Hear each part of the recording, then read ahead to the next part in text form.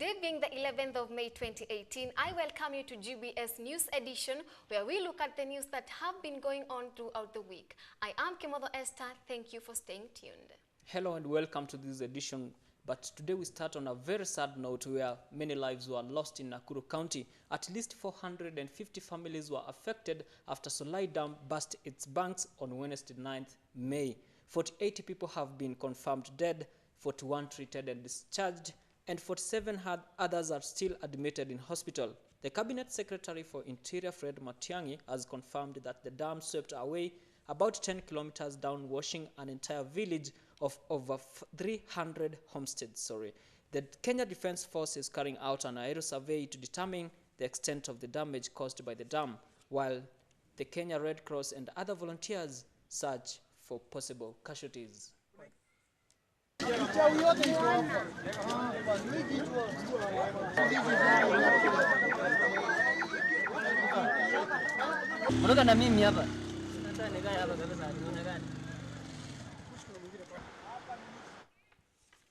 on to Makueni County, as the rains continue to pound in several parts of the country, the county government of Makueni have started mitigation measures to ensure the victim lives have been normalized. Led by the county governor Kivutha Kibwana on 5th May, the county distributed foodstuffs, blankets, mattresses and other emergency kits to the affected families. Destruction of houses, uprooting of farm produce, drowning of human and domestic animals are among the evaluations that the county government of Makueni has done to ensure that all settlers are living comfortably. Makueni Governor Kivutha Kibwana assured that everything possible will be done to help the affected families to ensure that they are living comfortably.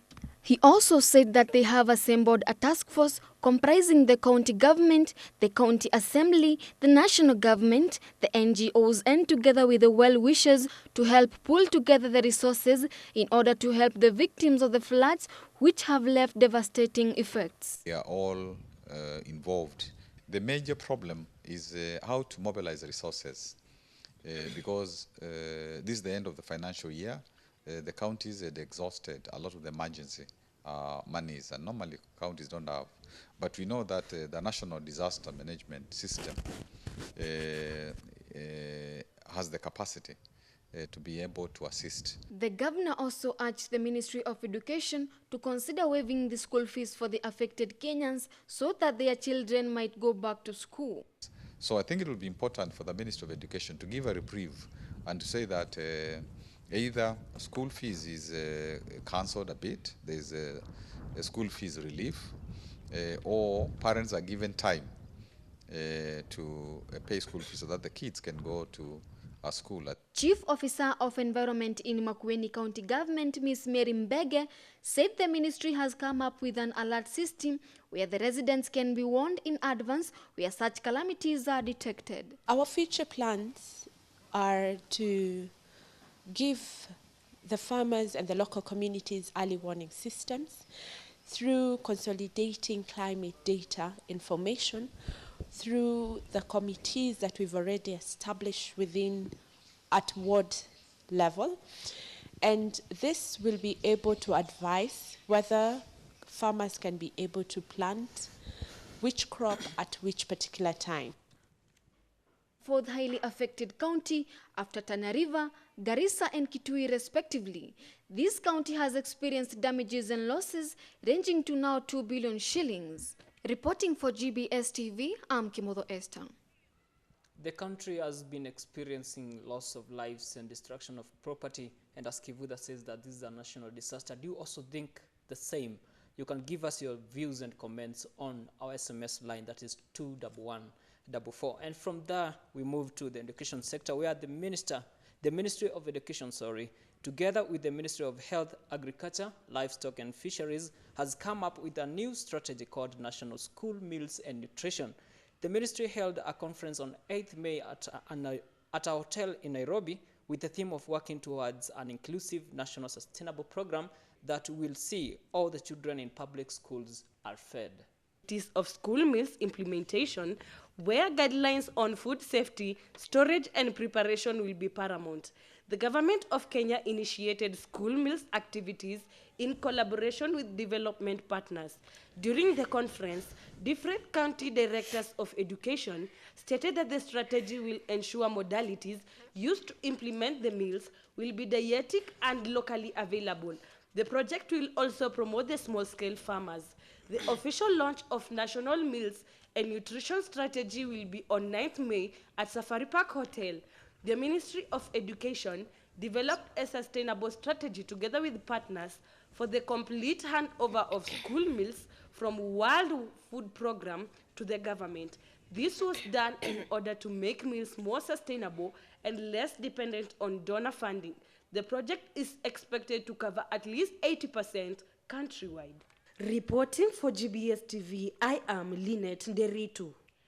The Cabinet Secretary of Education, Amina Mohamed, officially launched the National Schools Meals and Nutrition Strategy in Nairobi.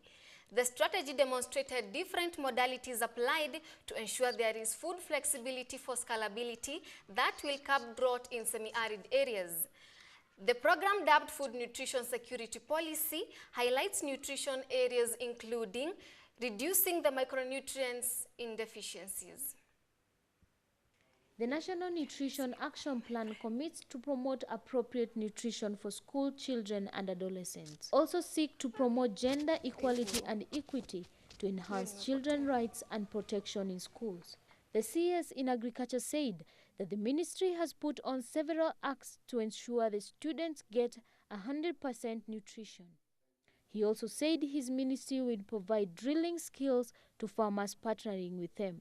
That the Ministry of Agriculture and Irrigation, through its National Mechanization Program and the Small-Scale Water Harvesting Program, will support availability of own foods at schools by providing subsidized drip irrigation kits. The Cabinet Secretary Amina Mohamed said the strategy is an articulate government document which covers both medical health and agriculture. Locally sourced meals are expected to promote the country's capital. The government is planning to take over the whole feeding program from the World Food Programme by the end of June this year, June 2018. The project is part of handover process to the government, whereby the ministry hopes for target increase in both KCSE and KCPE results. The Ministry of Education has given out 2 billion shillings to this particular project. World Food Programme promotes over 500,000 students in semi-arid areas like Wajir, Garissa and Turkana. GBS TV, Chege Paris report. And from there we move to the government, where Wiper leader Kalonzo Musyoka says for Kenya to have electoral justice, the Independent Electoral Boundaries Commission has to be disbanded. A fresh commission should be put in place since they failed the previous election with great impunity. Kalonzo said this during the burial of the Wiper political activist Mr. Biu Motinga's mother, Mama Alice Motinga, at Boni constituency, Makueni County. IEBC must go. And we still say they really have to go. If we are serious about integrity of the vote, if we are serious about living a right and making sure you don't have leadership that is rigged, then we have to do things the right way. Kenya Forest Service should be held accountable for depletion of forest cover in the country due to corruption and incompetence. This report was presented to the Deputy President William Ruto at his current office by Ms. Marion Wakinyi Kamau, head of the task force created in March to restore the depleted forest cover on 30th April in Nairobi. Task force created to restore depleted forest cover, Ms. Marion Wakinyi Kamau blamed the Kenya Forest Service for the tremendous depletion of forests in Kenya. She noted lack of accountability, corruption, unethical behavior, and limited capacity were some of the problems in the report presented to the Deputy President, Mr. William Ruto, affecting KFS. Ms. Kamau added that illegal settlement in some forests was contributing greatly on the loss of indigenous trees. Honorable Ruto said that the government is going to work on a plan to ensure that the report is implemented fully. I have instructed the minister to develop in 10 days an implementation matrix of the task force report so that we can quickly seize the moment and ensure that we have a plan that will enable the government of Kenya take charge. Mr. Ruto commended the task force for coming up with a report and called for coherent and punitive measures to be taken to tame degeneration. Reporting for GBS TV, I'm Mary Gidai.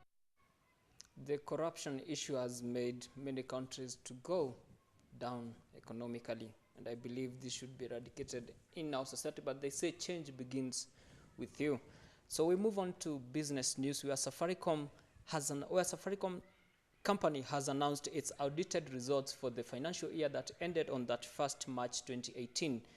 Speaking during a meeting that was held at Safaricom House in Nairobi, the CEO Michael Joseph said the year was difficult for business across the country.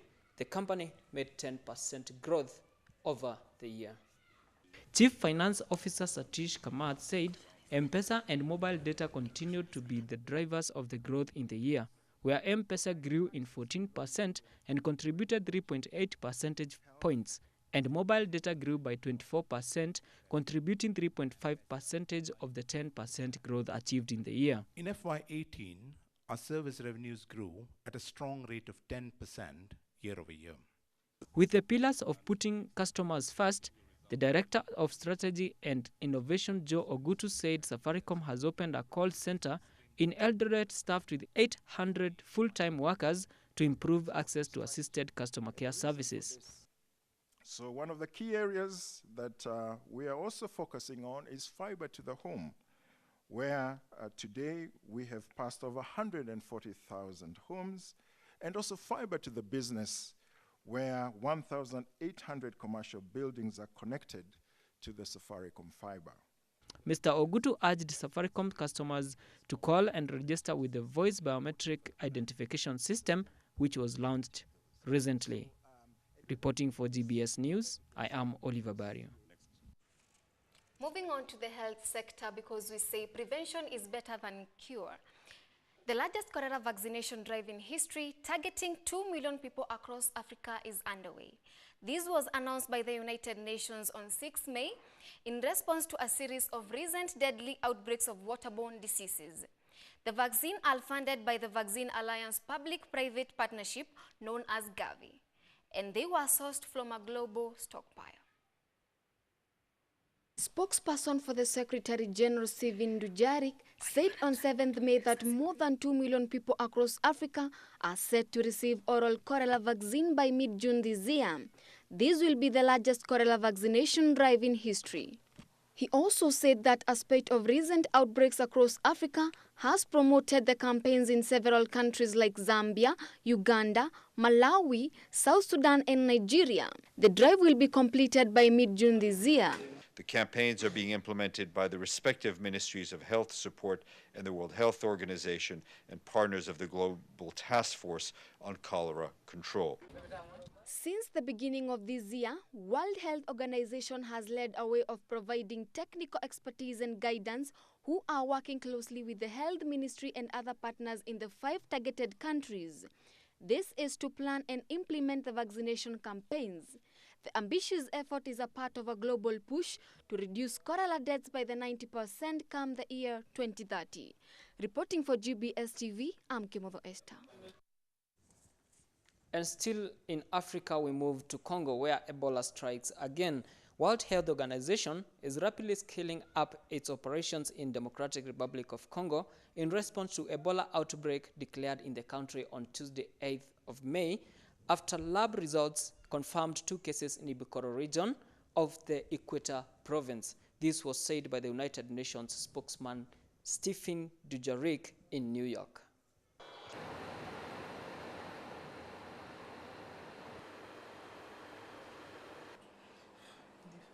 Outbreak declaration occurred after the lab results confirmed 2 cases of Ebola. The World Health Organization is working closely with the government of the DRC to rapidly scale up its operations and mobilize health partners using the model of a successful response to similar outbreak in 2017. It is just 1 week ago that we had the campaign against poliovirus 2, and now here is Ebola and cholera, but I hope it shall be well. And with that, we come to the end of our weekend edition. Remember, you can always keep in touch with us through our SMS line on 21144. Remember, every Friday is when we give you the weekly analysis of the news. I am Kimotho Esther. Enjoy your weekend.